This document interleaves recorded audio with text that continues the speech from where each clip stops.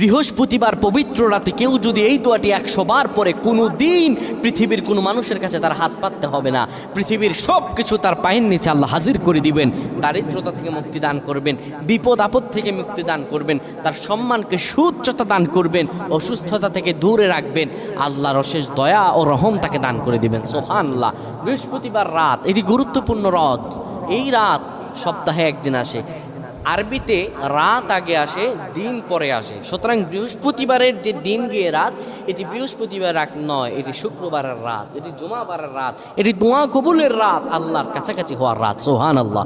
এই বৃহস্পতিবার রাত আল্লাহ তাআলা বান্দার দোয়া কবুল করেন।